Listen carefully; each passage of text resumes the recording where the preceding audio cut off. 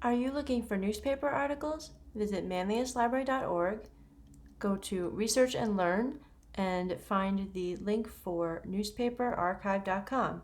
Or go over to the left and under By Topic and find Newspapers. Here you will find all of the databases for newspapers. Notice on the bottom you'll see Fayetteville Digital Newspaper Archives, which includes the Manlius Eagle Bulletin. Let's have a look at the New York State newspapers. You can do a search or use the topic finder, the subject guide search, or the publication search. From here, you can click List All Publications to see everything that is available.